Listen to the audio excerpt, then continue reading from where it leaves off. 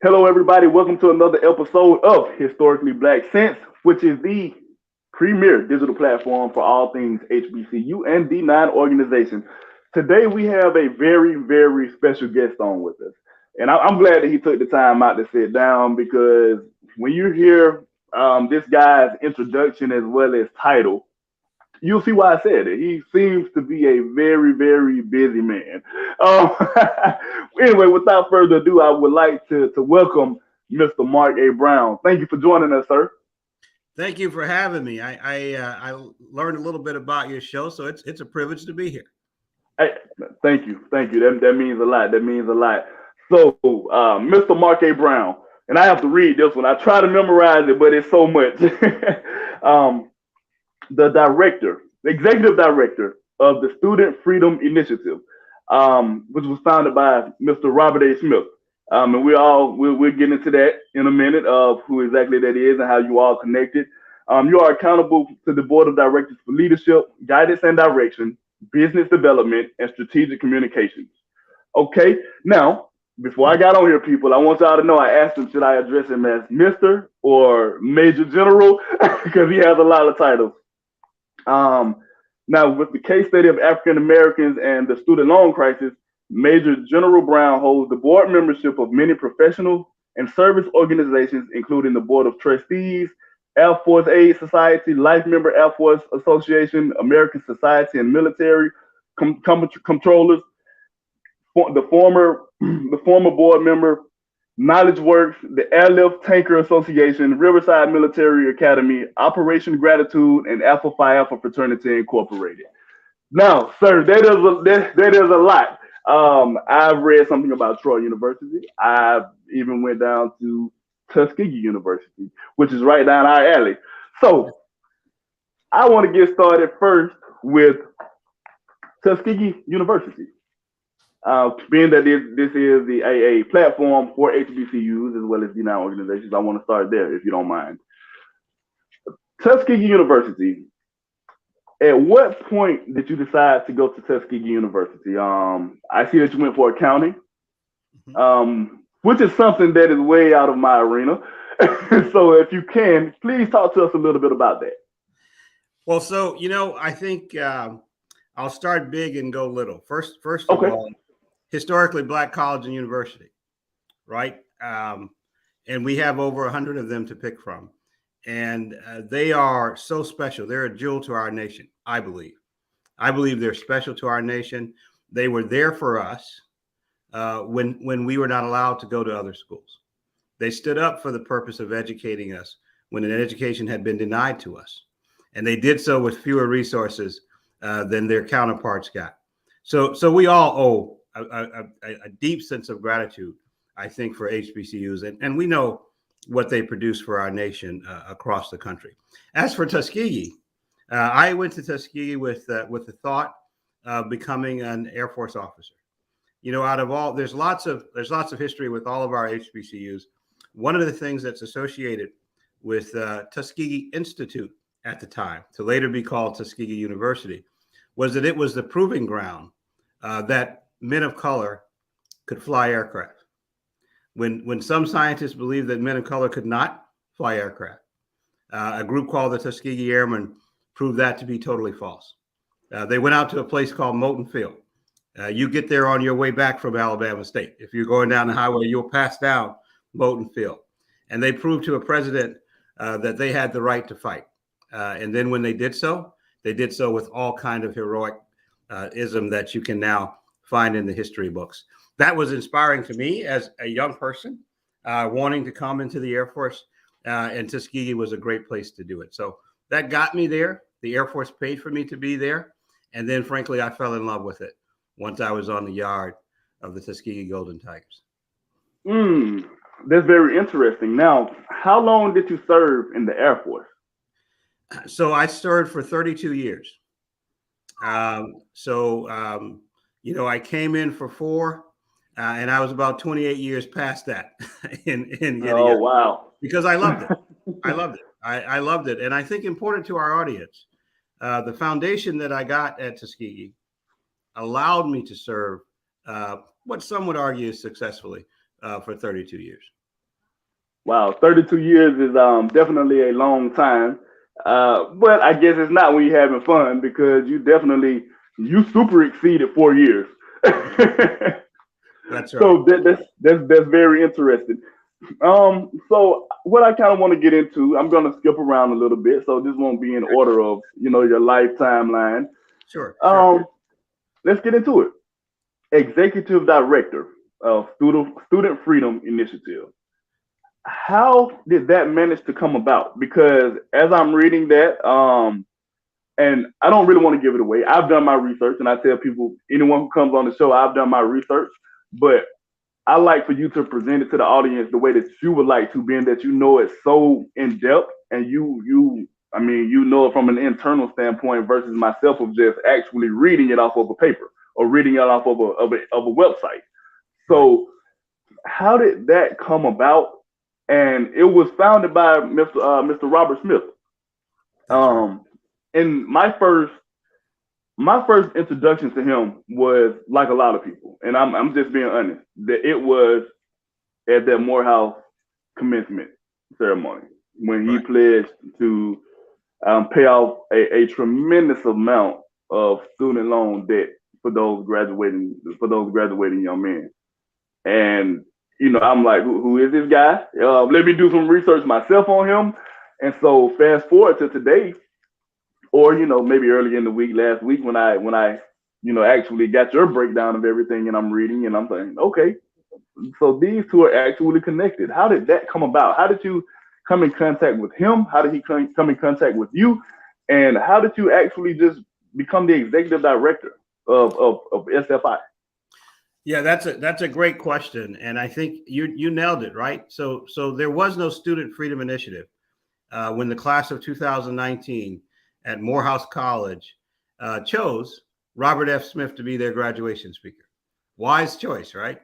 So during his Why? speech, he suddenly says, "I'm going to put some fuel in the tank of you graduates. You're going to be my class. I'm going to pay off all of your student loans." And by that, he meant your student loans, your Parent Plus loans, all of the loans that you had. He was a man of his word. He went out and he did that. There were 400 graduates. Not all of them have student loans. But at the end of the day, it was a $38 million bill, and he paid it off. When he did that, I was at the Department of Education. I had been retired from the Air Force for a couple of years. I was the chief operating officer, appointed to be that by the Secretary of Education. I had the whole student loan portfolio for the nation. That was my job, the entire student loan portfolio for the nation. That's $1.7 trillion. Everybody talks about the student loan crisis, forgiving student loans. If you look at the whole thing, it's $1.7 trillion. Everybody knows the big number. What they don't know is that 1/3 of that, 33% of that 1.7 trillion is defaulted, delinquent, somehow distressed, hadn't been touched in over a year. And here's the disruptive part: when you uniquely in that 1/3, overrepresented by people that look like you and I, and look like those students that were about to graduate, that Robert freed essentially from that debt trap when he paid off their student loans. But he's a man of vision. I will tell you, he is a man of vision. You don't get to be the CEO and founder of companies like Vista Equity unless you're a man of vision. And he said, this is not nearly enough. Morehouse is one school. There are over 100 historically Black colleges and universities in the nation. I'll bet you every graduating class has a student loan debt and a framework similar to what I found at Morehouse. He said that because we know in the nation that the wealth gap in America between people of color and their white counterparts has not changed very much. There's a significant difference. There's a 5x difference in how much wealth they have. And so what Robert said at that time was, we need to do something to fix this in perpetuity. We need to fix it forever. Now, he can't go riding around to every graduation and write a check for everybody who's graduating every year. But we need to come up with some kind of systemic way so that when guys like you and I graduate from college, after we work hard, first generation college students sometime, work hard, 4 years, you're coming out of Alabama. You know what I'm talking about, right? There are students, Yes, their parents are doing everything they can to get them through college. They sign loans. They do all kinds of things. And then that son or daughter graduates and they're strapped with college debt. Instead of going out and investing and building wealth and making it better for their family, they're paying off debt for 20, 30 years. Robert wanted to do something about that. I left the Department of Education at their request. I became the executive director of Student Freedom Initiative. We started this 501c organization. It started with 9 schools. Now it has 53, and we're continuing to grow with the purpose of providing an alternative to some students that would otherwise be caught in debt, and then providing services that would help keep them in school. That's what we do. That's how I became involved in it. That's what we're on the ground doing every day in this nonprofit organization, is we're providing a structure by which these students will have an alternative to their normal student loan debt. Wow. That is definitely a vision first and foremost. And it's funny that you say, yeah, he can't ride around. No one can ride around just writing checks, getting rid of student loan debt for different graduating classes. That would be a healthy check. Very healthy check. So for you personally, is it anyone who I don't know this side of your life. However, maybe a cousin, maybe a nephew or a niece, or maybe even a child of yours, perhaps, that has had student loans that you know of, I guess that you know of, that you actually know the feeling personally of it. Because it's one thing to say, okay, well, yeah, I'm on the board, I'm the executive director, I see it, I know a lot of kids have student loans, a lot of young men, a lot of young women coming out of college, but has it personally ever hit home to you where you're like, okay, well, I know all about this. This has hit home. So this makes me being the executive director even more, it's even more purposeful. Oh, absolutely. They're related to me. They're in my neighborhoods. They're at school with me, right? Of course, I know lots of people who have been strapped with student loan debt in the past and currently today. I would argue that if you're a man of color in America, I'll bet you know somebody that's strapped with student loan debt. I would be surprised if you did not know someone strapped with student loan debt. You know, the purposes of student loans are in what's called Title IV in the Department of Education budget. Dates all the way back to 1965. And when they did it, they said, look, we believe that a loan can provide a hand up, not just a loan, help to get to college, Pell Grants, all of those things can help a certain segment of society catch up with the other part of society. Said differently, social and economic mobility. This was what that was supposed to do. Now, it turns out that the loan is the wrong instrument to do that with. But that was the intent. And do I know anyone? Look, I remember a roommate, and I'll just call him a roommate in school, smart enough to be an engineering major at Tuskegee, but not enough money to come back the junior year. Oh. Now think about this. Think about this kind of investment, right? We don't have enough engineers of color in the country. The country, if you look at the Census Bureau, there are more and more people of color in the country. And one day, what is now a minority may be a majority. Some of what that now minority, perhaps future majority, needs to do is to be able to contribute to the building of the nation. Science, technology, engineering, and mathematics majors participate greatly in that. That roommate of mine had all the talent and all the intellect to get an engineering degree, but not the money. You see the loss to the nation, not the loss to him personally, Sure, there's one, but do you see the loss to the nation? Absolutely. That's what we're saying. What we're saying is, look, if you're a junior or senior at a historically Black college or university, if you're majoring in science, technology, engineering, or mathematics, any of those things, and you get a Pell Grant, this is how it works, right? Pell Grant, 20 hours work study. You get that first kind of Perkins loan where you don't need your parents' signature. If you get all of that and you still have a gap in college, and most do, sometimes between 11 and 15,000, and they saw and you're offered a Parent Plus loan, we're saying don't take it. We'll give you up to $20,000 per academic year, so that you don't have to drop out of college, nor do you have to go to the debt trap of the Parent Plus loan system. Because we know 63% of HBCU students use Parent Plus loans. It defaults at 5 times the rate as other loans, defaults. So you know what that does to our credit. And the debt is held twice as long. So here's what we say. Don't indebt your parents further. If your parents are living on $30,000 a year with 3 kids, a loan is not what they need to help them out, right? So don't do that. Take an income contingent agreement. If you go and you work and you make $80,000 a year, you'll pay that back at 2.5% of your income, and to the degree that you needed it. If you go to grad school, you won't pay it forward. If you go and teach, or you go in the military and you do something that has you making less than $30,000 a year, 230% poverty level, you won't pay during that time. But here's the key, Daryl. Just one key to that. You're not paying us. You're paying into a fund that becomes an endowment for all of those HBCUs, so that all of the students that come in later will never have to go to that debt trap again. They'll always be able to get income contingent agreements, because we're going to build that fund large enough to sustain them. And so when Robert Smith says in perpetuity, when he says do it and fix it forever, that's his guidance. That's what he's talking about, because an endowment is the single best sign of wealth of a school. The endowment in an Ivy League school, the smallest one we could find, was $2.9 billion. We added up the endowment of 70% of HBCUs, like the one you went to and the one I went to, and we still didn't get $2.9 billion. So let's say that you're at Brown University and you're a chemical engineering major. I'm at Tuskegee and I'm a chemical engineering major. You have a 4.0. I have a 4.0 in chemical engineering. DuPont wants to hire both of us because we're doing good.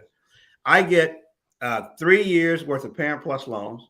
You get an endowed scholarship to close the gap on your college.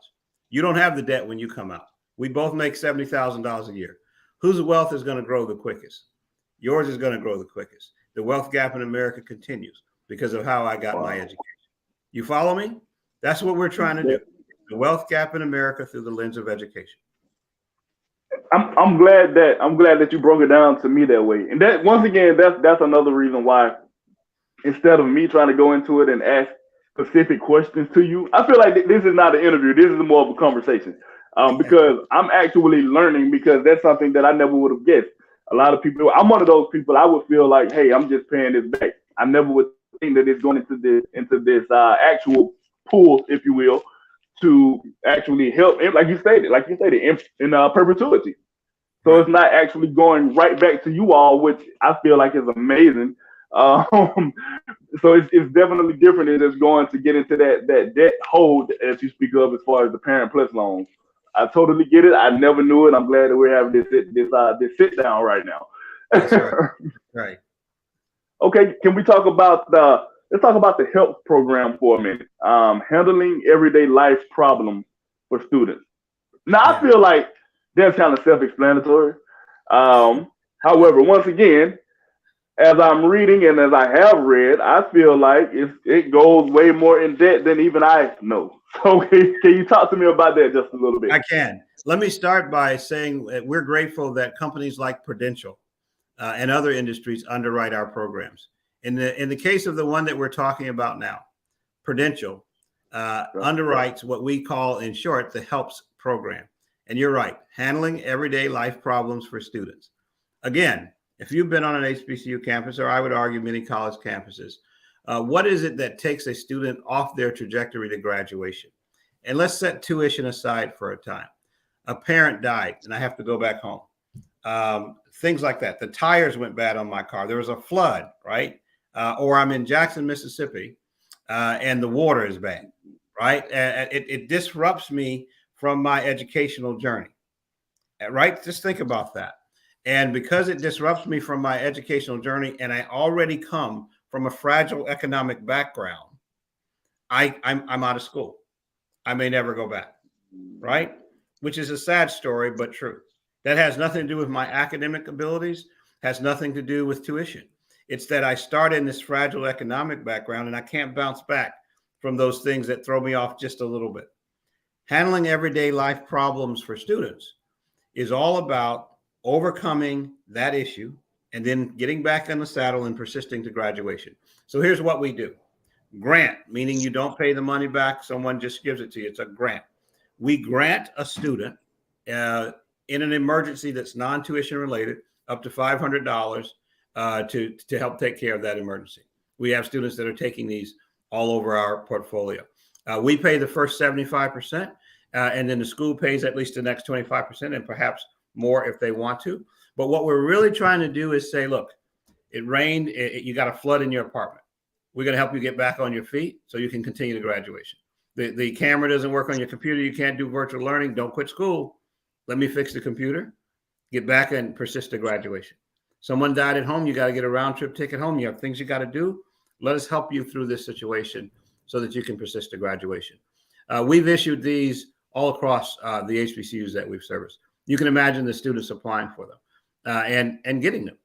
We're able to do that because of the generous philanthropic efforts of companies like Prudential.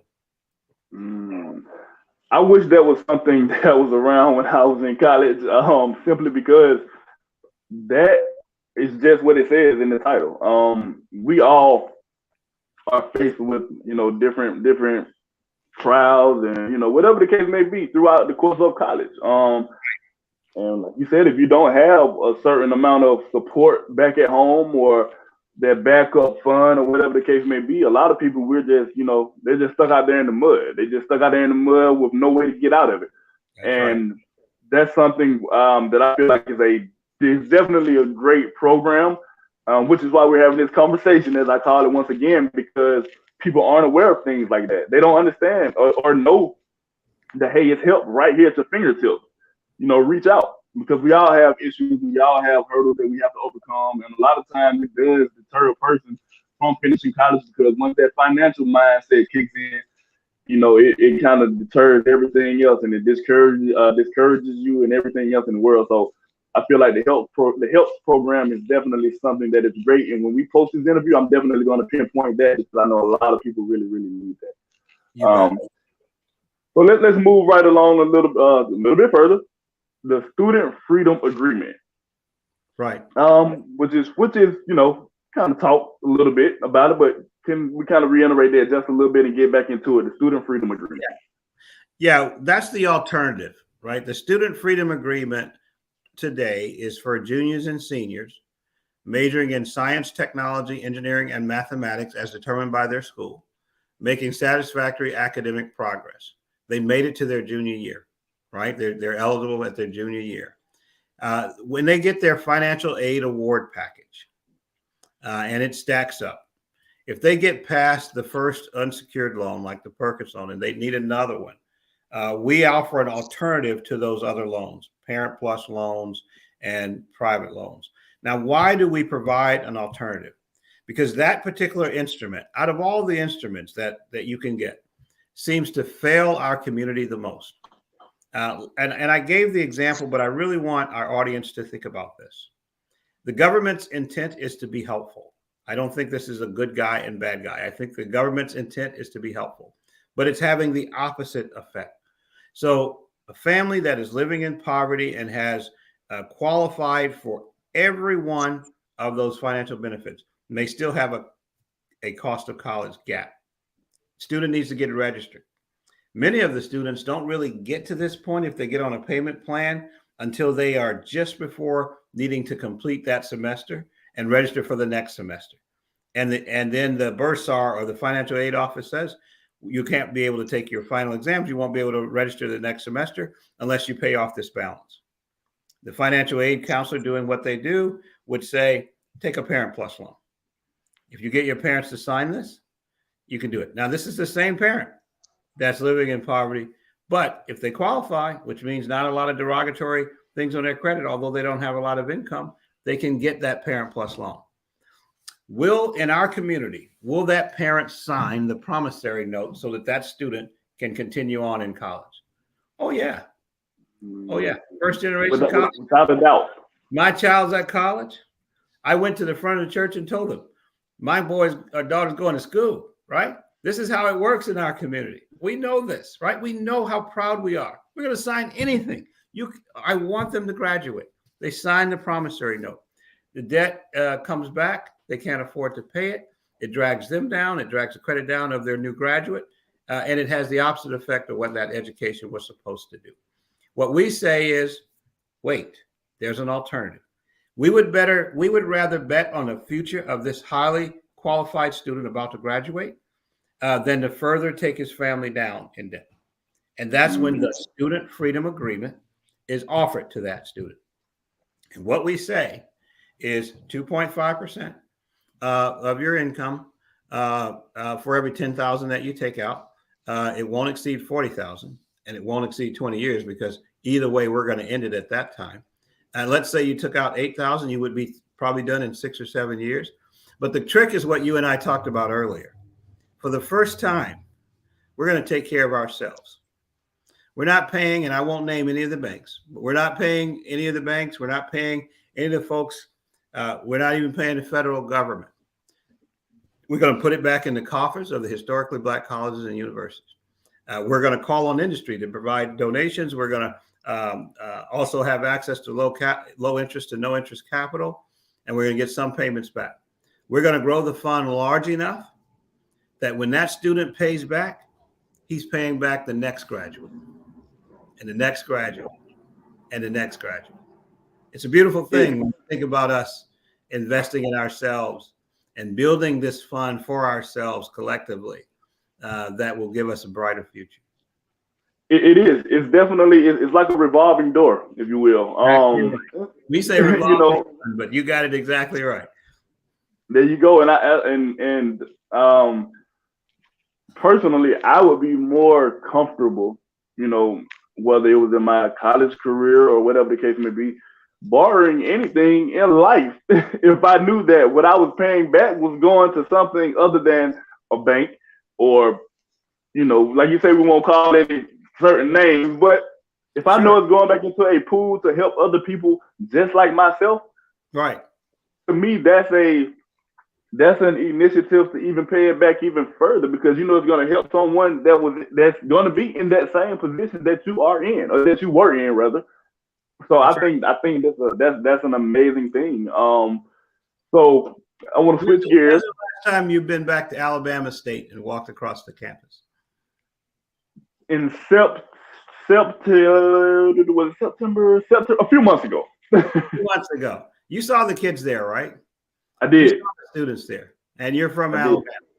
So if you were out now and you had taken an income contingent agreement and it was time to make the payments back because you were doing well, you were making however much $1,000 a year, wouldn't you feel okay if you knew that the funds you were going back to, those same kids you saw walking around the campus, was going to give them an opportunity to stay out of debt and do the same thing that you did? Isn't that better than paying a faceless institution or a faceless loan company that you're just paying into something that you are indebted to do?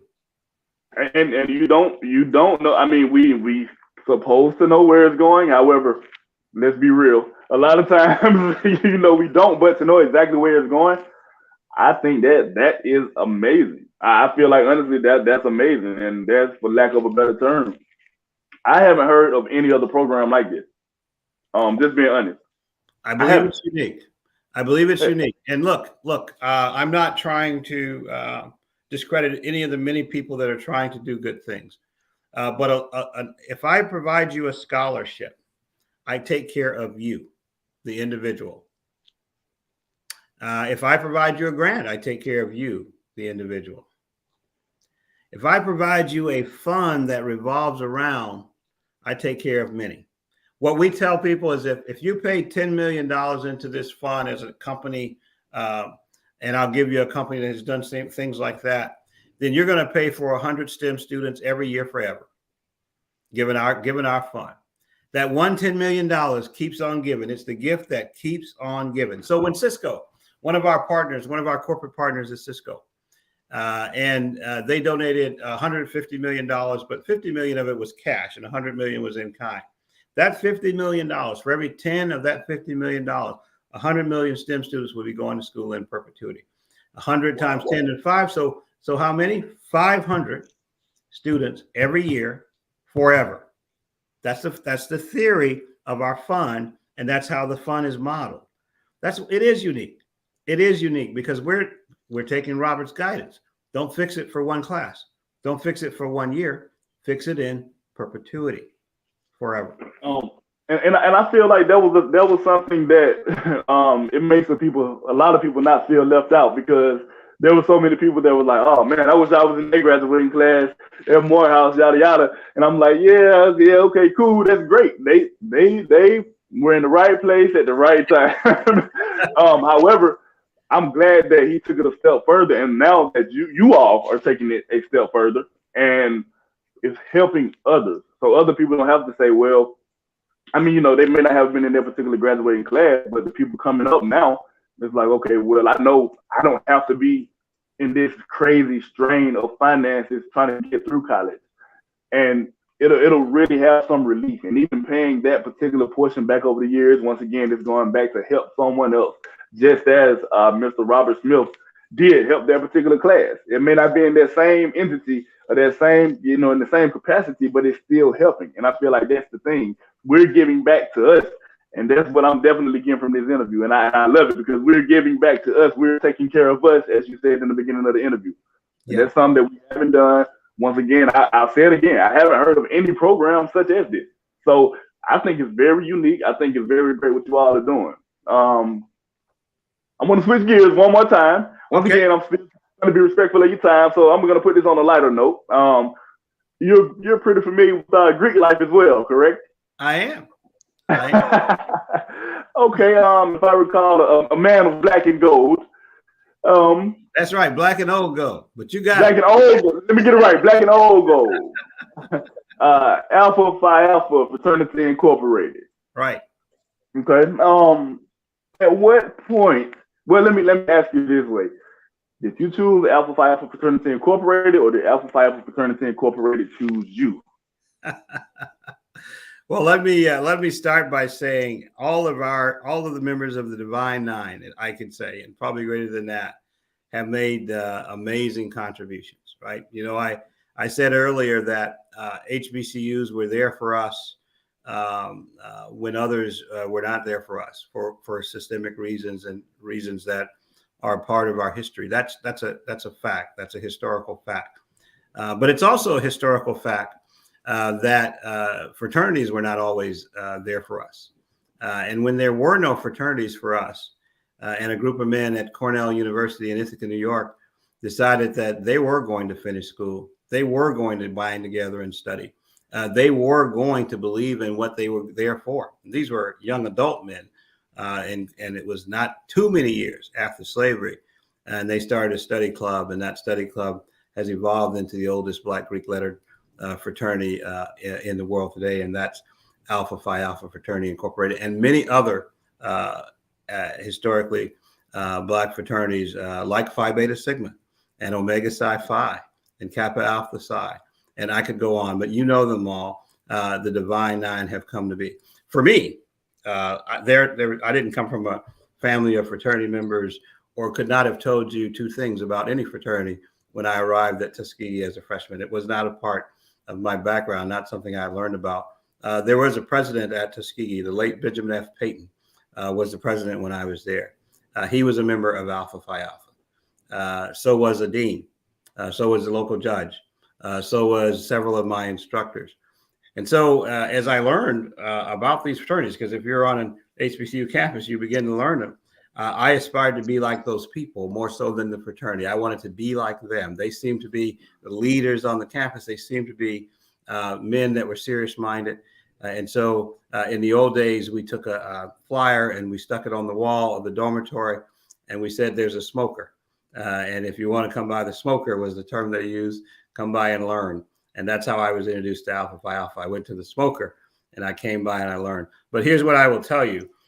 The fraternity, and I don't limit this to the one that I'm in, have also provided an avenue for men and women of color to bind, to be brothers and sisters, to have common beliefs, to socialize, and to be a professional networking organization as well.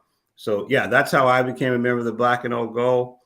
Still an active member, incredibly proud of it, but also proud of my other brothers and sisters in the Divine Nine. Okay, hey, I like that. That sounds good. Sounds good.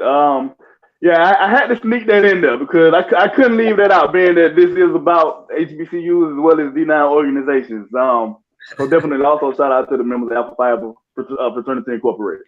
Um, but I'm glad that we had a chance to sit down and talk. I'm glad that you had a chance to spread some insight because I've said this before to certain Harold, people. can I ask you one quick question?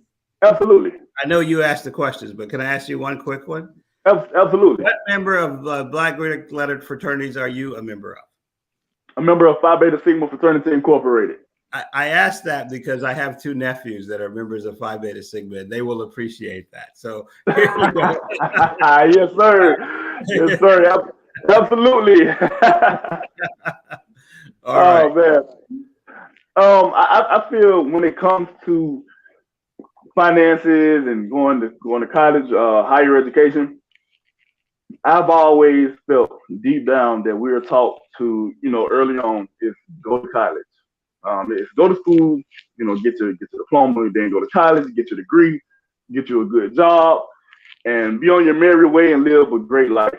However, I feel like I always call it the American dream that people want us to I guess, visualize doing and just go right after. However, I don't think that people understand, and I'm kind of, just reiterating what you said in my own way.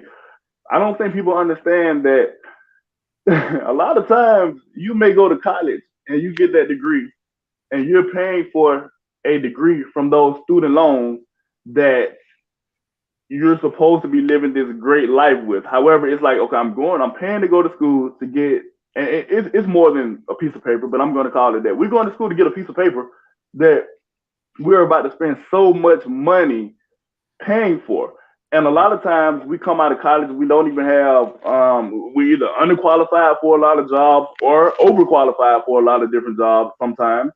And we're not getting jobs in our fields. And it's like we're in this whole thing of debt. And I feel like that makes a lot of people discouraged about even going to school in the first place now, because it's like, all right, well, hey, I'm about to go spend how much money on getting my diploma or my degree when I can, in my opinion, I feel like it's a lot of different things that can be done as well. Like you went to the military, but since we're talking about school, I'll keep it on that. I do feel like there's alternatives of starting your own business. With the amount of student loans that some people have, you can start your own business and just create generational wealth with that money that you're paying back for that degree. The military can be a great option for those who, for those who want to go to the military. I feel like let them, the military will pay for your school most of the time, if I'm correct. I feel like there's a lot of alternatives, but I feel like we go to school to pay for a piece of paper, and we're paying with this great job that we're supposed to have that we don't have. Right. Not career. I'm gonna say job.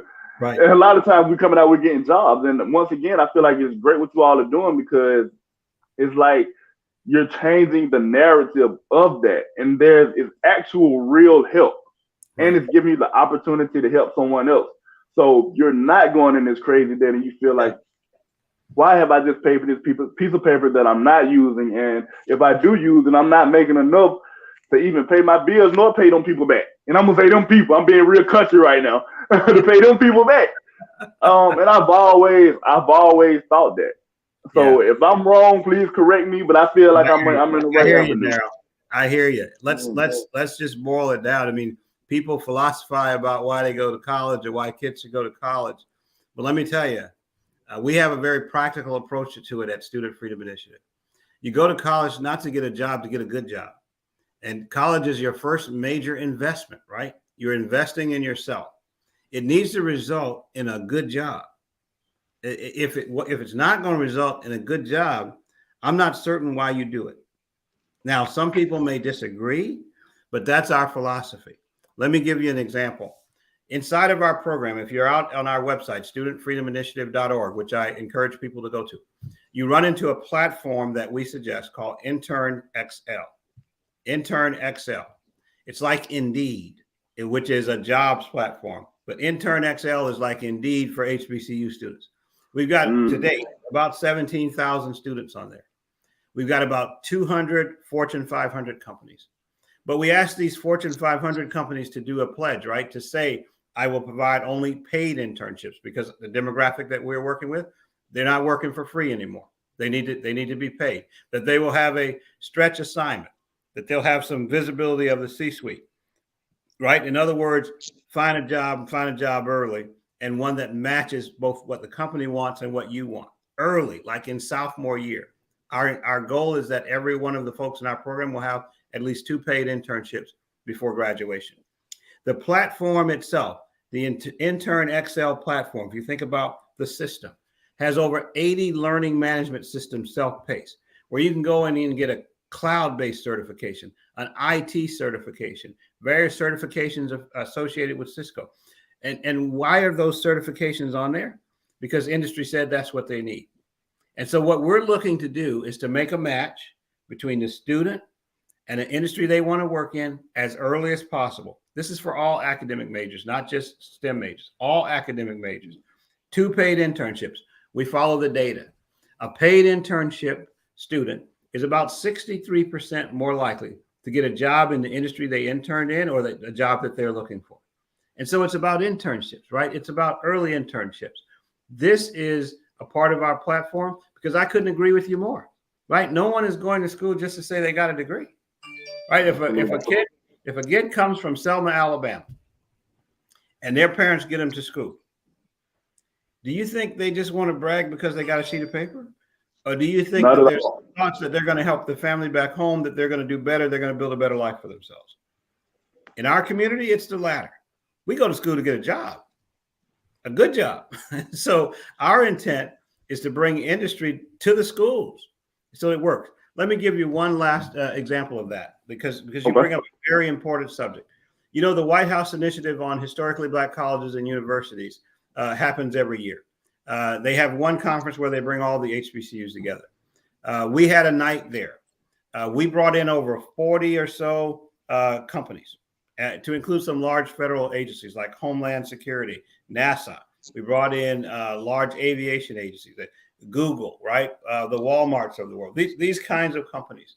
We also brought in college presidents plus 1 or 2 if they wanted to bring them with them. We put them around round tables. And we had the schools talk about what they needed and what graduates they were producing. And we had the companies talking about what they were looking for in workers. We're following up on that now and have been for the last 3 weeks because we want to connect the industry to the school. So we want a school like, I'll just pick one, Tougaloo. And let's say that Tougaloo it has a lot of hope for imagery or pre-med or what have you, or hospital services.